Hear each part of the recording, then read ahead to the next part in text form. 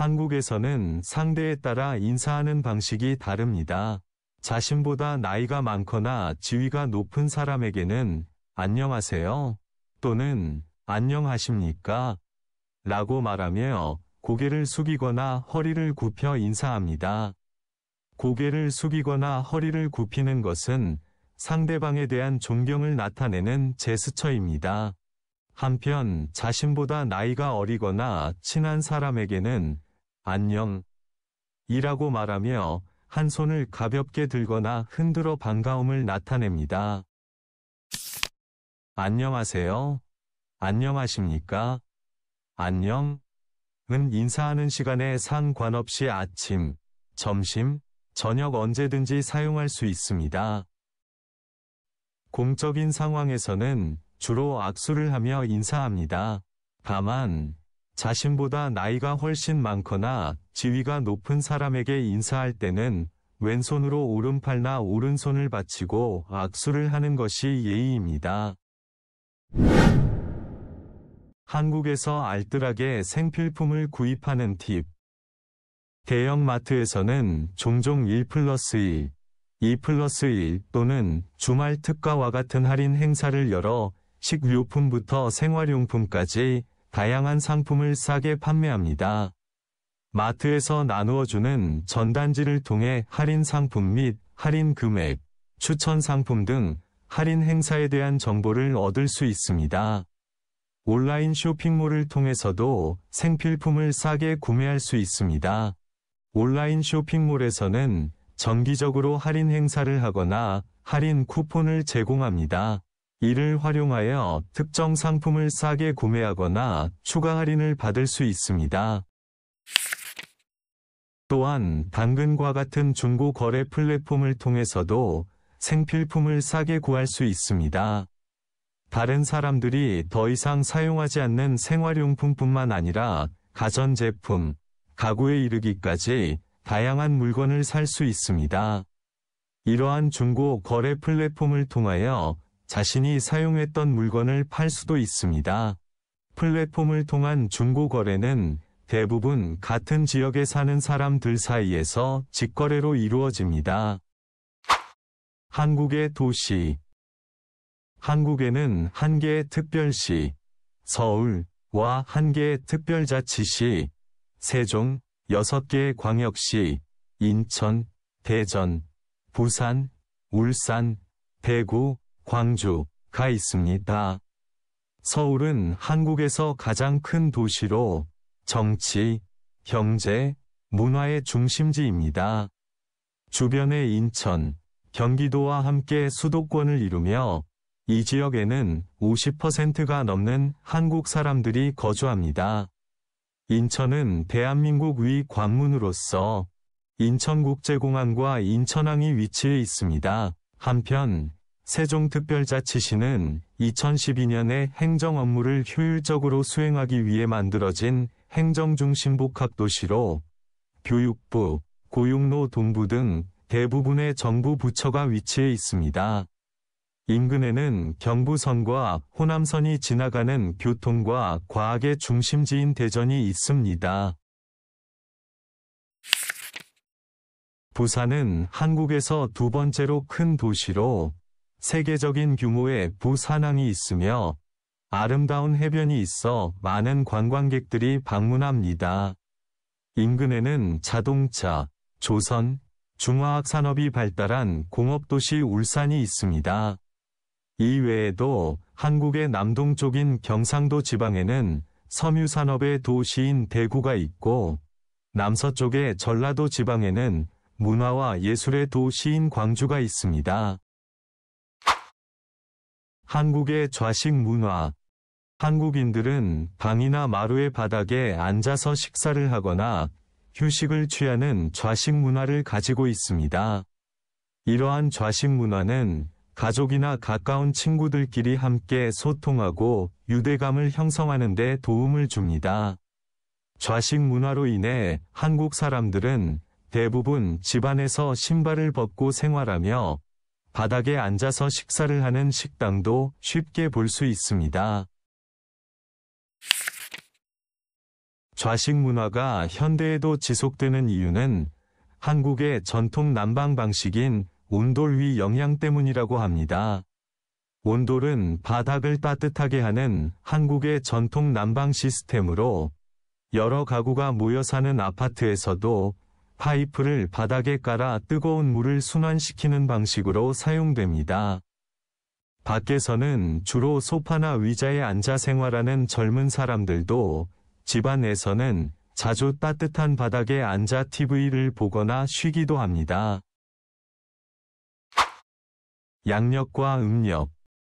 한국의 달력을 보면 큰 숫자와 함께 작은 숫자로 날짜가 적혀 있는 것을 볼 수 있습니다. 큰 숫자는 양력을 기준으로 한 날짜이고 작은 숫자는 음력을 기준으로 한 날짜입니다. 한국에서는 양력과 함께 음력을 아직 사용하기 때문에 달력에도 양력과 음력을 함께 표시해 줍니다. 회사나 학교, 정부기관 등의 일정은 모두 양력을 기준으로 합니다. 광복절이나 한글날 등 국경일이나 법정 공휴일도 양력이 기준입니다. 그러나 전통 명절인 설날이나 추석은 음력을 기준으로 합니다. 그래서 한국에는 양력 1월 1일과 음력 1월 1일, 새해 첫날이 2번 있습니다. 그리고 개인의 종교가 존중되는 한국에서는 예수님과 부처님의 탄생일이 모두 공휴일인데 예수님의 탄생일인 크리스마스 12월 25일은 양력을 기준으로 부처님의 탄생일 4월 8일은 음력을 기준으로 기념합니다.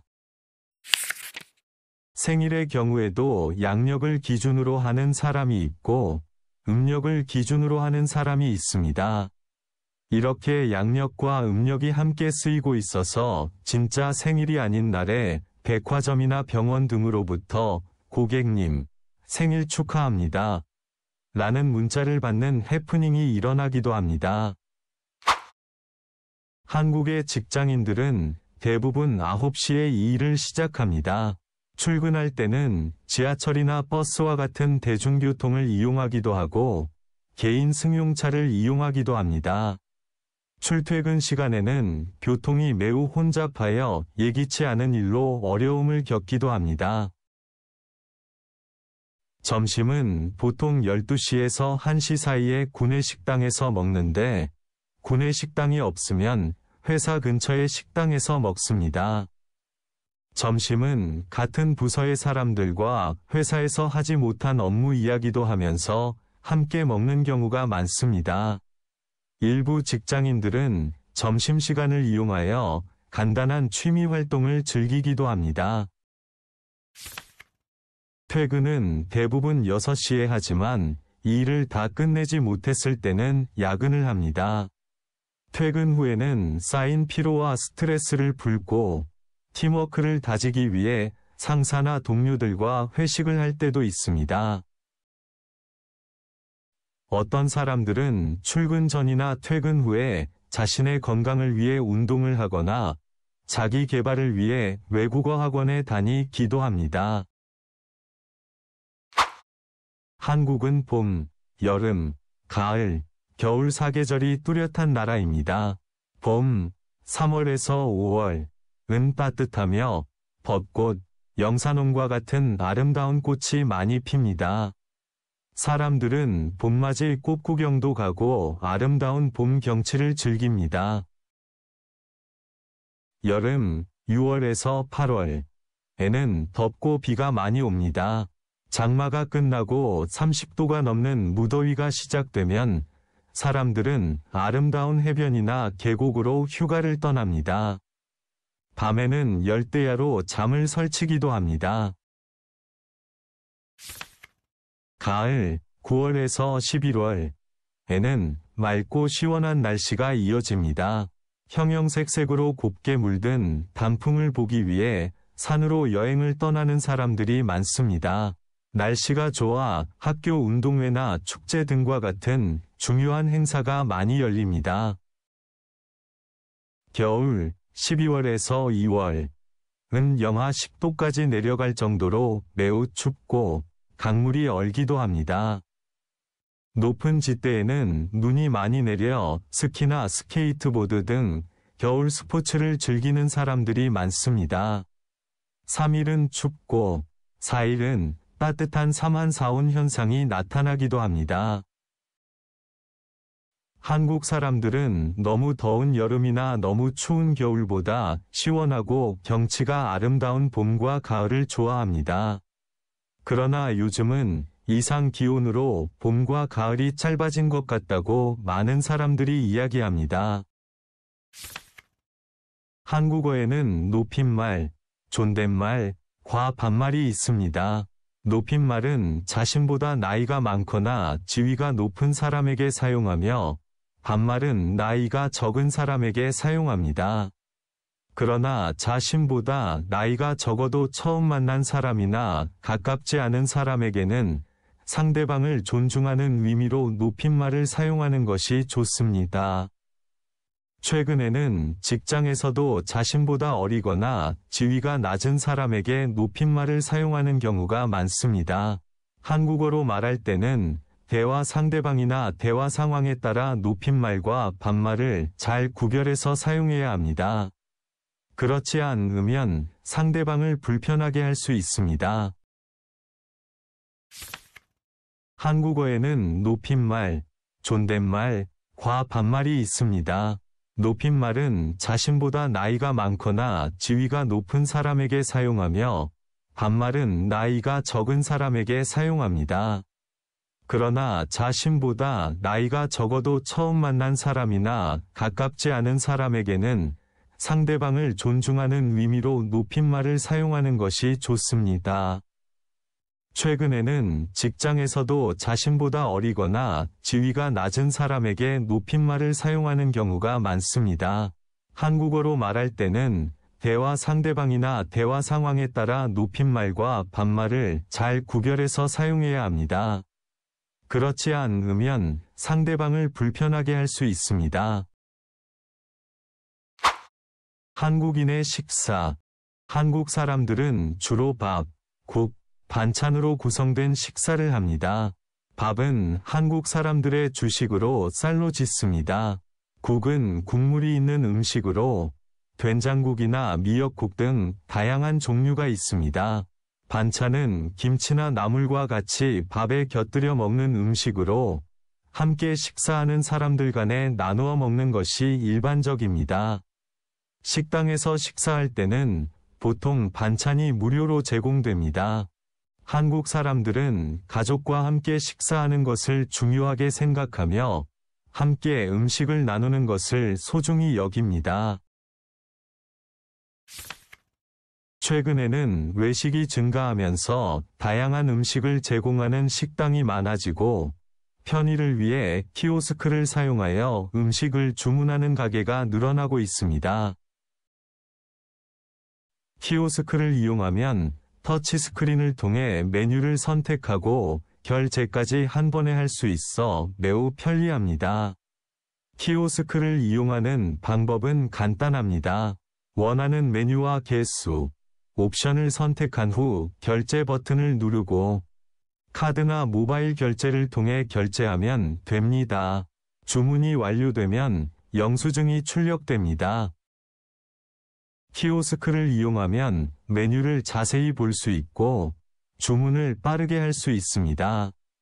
키오스크 덕분에 사람들이 간편하게 음식을 주문할 수 있게 되었습니다.